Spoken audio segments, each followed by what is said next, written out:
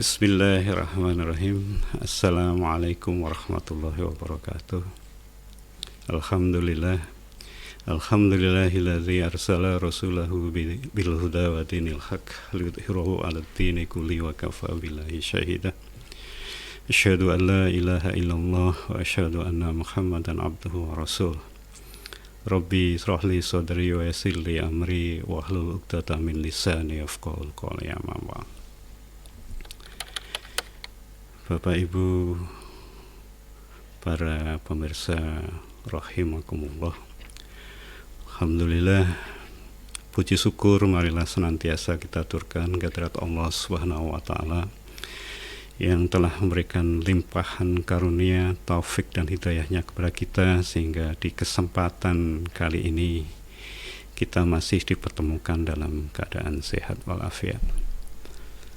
Tak lupa salawat dan salam senantiasa kita aturkan kepada junjungan kita Rasulullah Muhammad Sallallahu Alaihi Wasallam beserta para pengikutnya yang tentunya akan kita nantikan syafaatnya di yaumil akhir. Amin. Bapak Ibu yang dirahmati Allah, di bulan Ramadan ini izinkanlah saya menyampaikan beberapa hal terkait dengan keutamaan Ramadan, lebih khusus kepada Sahrut Tarbiyah atau Ramadan sebagai bulan pendidikan. Bapak Ibu yang dirahmati Allah, sebelumnya di kesempatan pagi hari ini atau hari ini,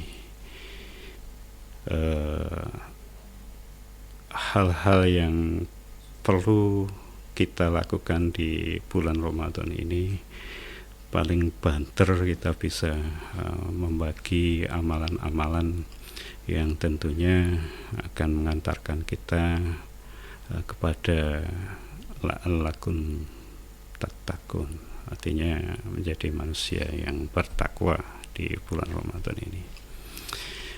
Yang pertama, tentu kita bisa membagi prioritas amalan-amalan kita, terutama dalam dasar daripada pelaksanaan keagamaan kita.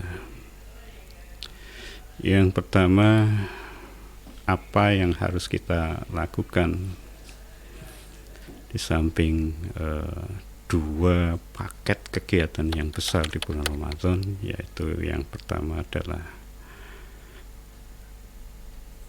Siam itu di siang hari, atau berpuasa di siang hari, atau qiyamul lail atau beribadah di malam hari. Dua paket itu paling tidak kita bisa mengisinya bersama-sama. Dan paket yang pertama atau siam yang ada di siang hari, apa saja yang bisa kita lakukan untuk menambah amalan-amalan kita, yang tentunya nanti amalan-amalan kita ini berbasis kepada berkah atau ridho yang diridhoi dari Allah, kemudian kita meningkatkan menjadi tujuan utama kita menjadi manusia yang bertakwa. Jelas di siang hari kita berpuasa, melakukan puasa, itu ada amalan-amalan yang tentunya adalah pertama, pondasi dasar kita melakukan sholat. Kekuatan di dalam sholat kita biasanya menambah amalan sholat di waktu siang hari, seperti sholat syuruk diawali, kemudian ada sholat duha gitu ya, duha yang terbagi menjadi 3 bagian, itu di awal pagi hari setelah suruk gitu ya, setelah habis fajar, suruk, duha 2 rakaat, kemudian di pertengahan itu antara jam 9 jam 10 itu kita bisa melakukan sholat duha tambahan ini dari sholat rawatib kita 2 atau 4 rakaat, kemudian di akhir itu kita bisa melaksanakan di jam-jam 11 gitu ya, 10-11 itu bisa 4 sampai dengan 8 rakaat, itu tambahan di siang hari. Kemudian kita melaksanakan sholat rawatib ba'du atau qobla zuhur 4 rakaat sholat sunnahnya. Kemudian di ba'du sholat zuhurnya kita laksanakan dengan 2 rakaat.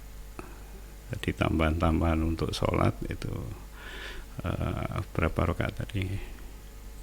Jadi di suruk itu 2 rakaat, kemudian di pertengahan dari fajar ke tengah hari itu kita sholat duhanya bisa sampai dengan 2 rakaat sampai 4, kemudian di akhir tengah hari itu sebelum sholat zuhur kita bisa melaksanakan sholat duha di jam 11 itu sampai dengan maksimal 8 rakaat. Kemudian kita lanjutkan dengan qobla zuhur itu 4 rakaat sholat sunnah rawatibnya, kemudian di ba'da zuhurnya 2 rakaat. Sudah cukup banyak itu tambahan untuk meningkatkan ibadah sholat sunnah kita, tambahan di puasa di siang hari. Kemudian di malam hari qiyamul lail kita bisa laksanakan setelah sholat isya dengan sholat sunnah taraweh, kemudian witir gitu ya. Kemudian juga kita bisa nambahi sebelum waktu fajar, jadi sebelum waktu fajar itu sekitar 30 menit sebelum fajar tiba itu ada sahur, waktu sahur ya, waktu sahur. Jadi kita bisa melaksanakan sholat, tambahan sholat tahajud itu ya, samping sholat sholat sunnah lainnya gitu di waktu malam hari. Kemudian kita bisa tilawatil Quran, atau kita bisa membaca Al-Quran, kemudian bisa menerjemahkan, dan kita bisa melaksanakan kajian-kajian di dalam kitab Al-Quran kita dalam mengamalkan, meningkatkan agama kita di malam hari. Dan kita juga bisa melaksanakan infak atau bersedekah di waktu siang maupun malam hari. Nah, itu paling tidak keutamaan yang bisa kita laksanakan di bulan Ramadan ini. Namun Bapak Ibu yang dirahmati Allah, di kesempatan kali ini pokok bahasan kita adalah Syahrut Tarbiyah atau Ramadan sebagai bulan pendidikan. Kita tahu bahwa bangsa kita ini mengalami kemajuan ya di berbagai bidang kehidupan. Namun kenyataan getir haruslah kita tetap kita akui. Negeri ini sungguhnya masih diliputi beragam patologi sosial yang berkoti sendi-sendi masyarakat.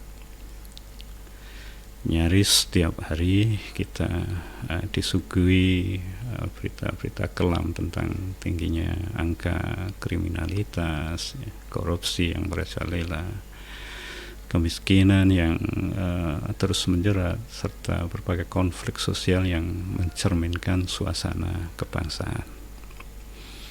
Bapak Ibu yang dirahmati Allah, di tengah berbagai rintangan, tantangan tersebut, Ramadan bulan suci ini datang sebagai ruang, sebagai tempat yang mendalam.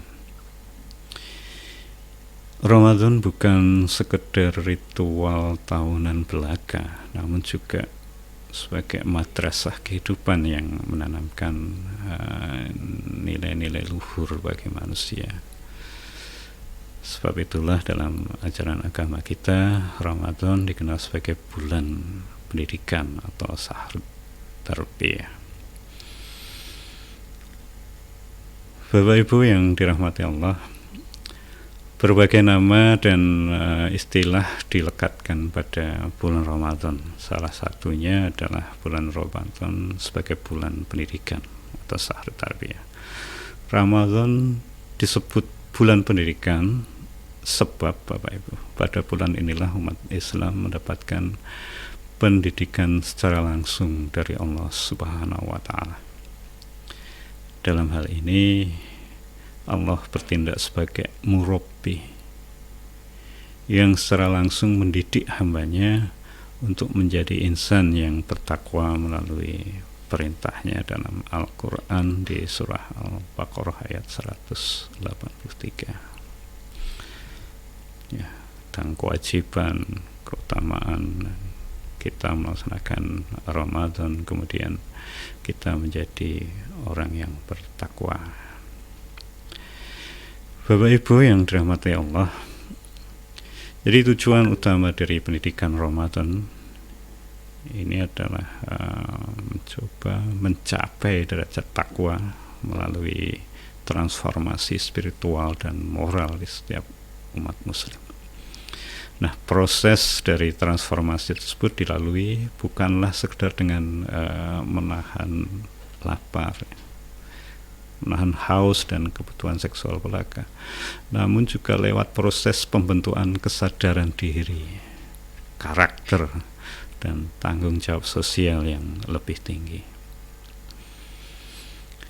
Bapak Ibu rahimakumullah, insan manusia yang hendak dilahirkan oleh pendidikan Ramadan ialah insan yang paripurna, manusia yang paripurna, yang bukan hanya beriman namun juga bertakwa. Nah, bertakwa dalam hal ini bertakwa yang dalam, ya, yang tercermin dalam pola pikir, sikap, dan perilaku sehari-hari. Nah, segala rupa ritual dan ibadah Ramadan menjadi momentum penyucian jiwa, tazkiyatun nafs, ya, dari berbagai dosa dan sifat-sifat tercela yang kerap sekali menggerogoti hati dari manusia. Nah, proses dari pendidikan Ramadan ini Bapak Ibu mencakup 3 dimensi yang integral. Yang pertama adalah pendidikan jasmani, ya, atau tarbiyah jasadiyah. Kemudian yang kedua adalah pendidikan intelektual, sering dikatakan dengan tarbiyah fikriyah. Dan yang ketiga adalah pendidikan hati atau tarbiyah qalbiyah. Nah, melalui pendidikan jasmani, umat muslim diharapkan tumbuh sebagai manusia yang sehat, manusia yang kuat. Sementara pendidikan intelektual mendorong kualitas berpikir umat Islam, umat muslim, melalui proses refleksi dan tadabbur Al-Quran. Nah, sementara dari pendidikan hati memungkinkan tumbuhnya pribadi muslim yang tulus, pribadi muslim yang ikhlas, dan memiliki kedekatan spiritual dengan Allah yang tergambar dalam karakter, moral, dan perilaku sehari-hari. Bapak Ibu yang dirahmati Allah, kualitas fisik, intelektual dan rohani itu seyogianya berjalan selaras dan seiring. Ketiganya saling kait-mengait satu sama lain, membentuk keseimbangan dalam jati diri manusia. Nah, inilah yang kemudian membedakan manusia dengan makhluk yang lain.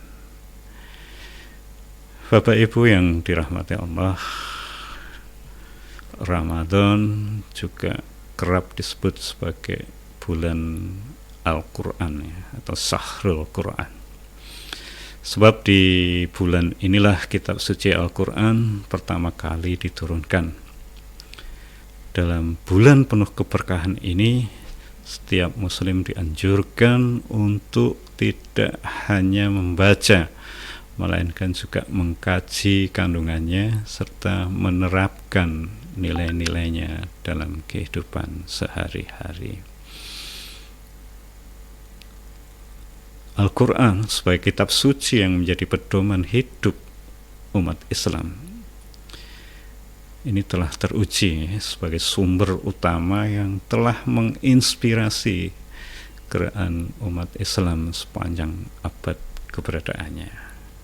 Nah, Bapak Ibu, dalam perspektif ilmu pengetahuan, keberadaan Al-Quran ini bukanlah sekedar sebagai teks keagamaan belaka, melainkan juga sumber ilmu yang mencakup berbagai disiplin ilmu pengetahuan, termasuk ada etika di sana, ada hukum, sains, dan sosial.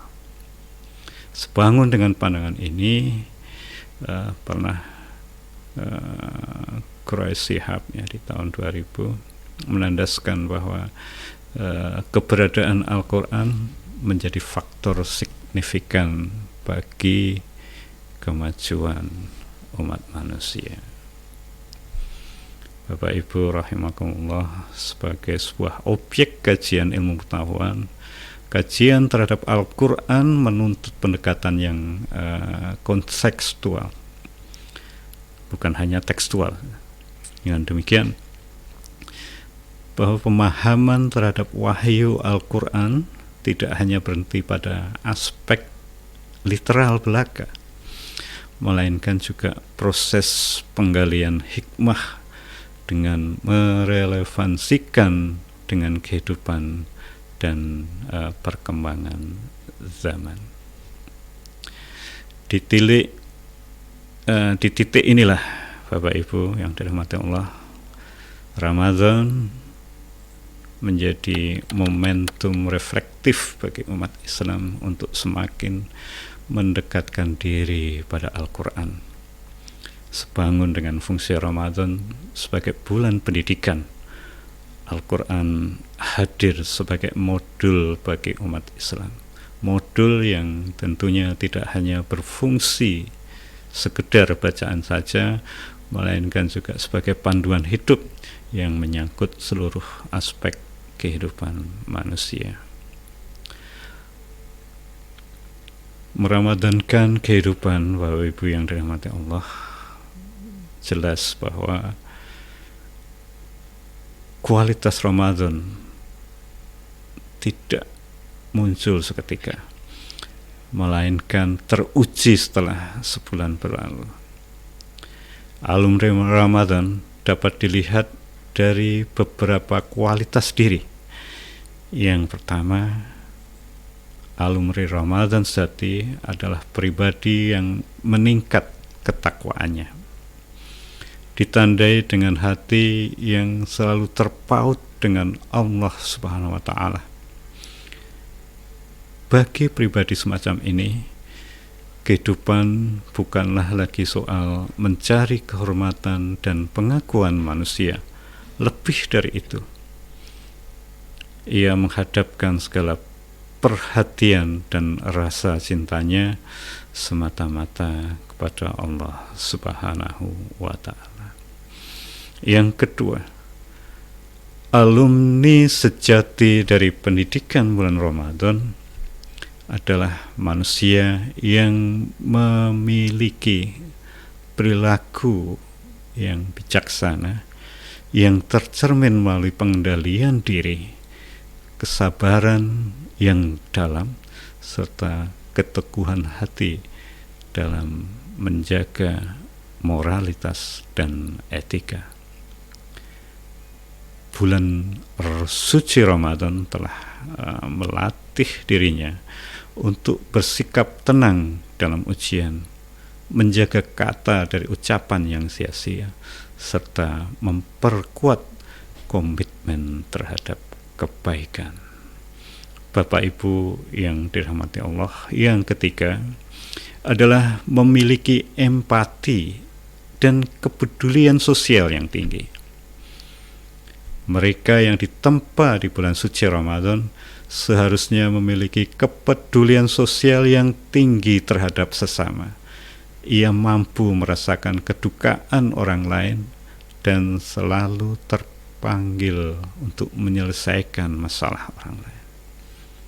Nah, Bapak Ibu, para alumni Ramadan sejati akan mengalami transformasi batin yang sedemikian dalam, sebab Ramadan menempa dirinya untuk peka terhadap realitas sosial di sekitarnya.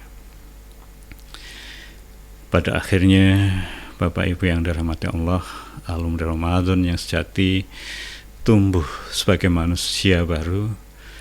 Ia yang tidak lagi menjadi nafsu duniawi, menyitir dari ungkapan Haidar Nasir di 2023.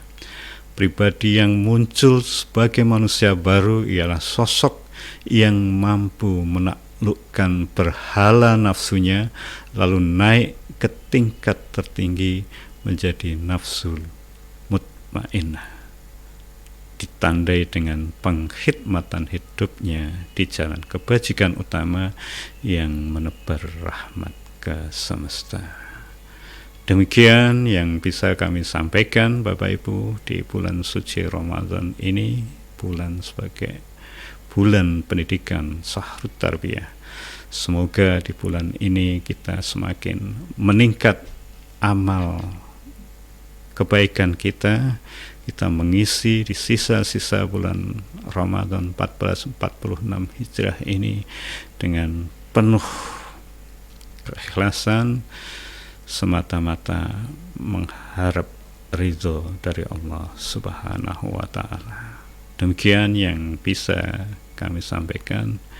Kurang lebihnya mohon maaf. Saya akhiri, wabillahi taufik wal hidayah wa ridho wal inayah. Wassalamualaikum warahmatullahi wabarakatuh.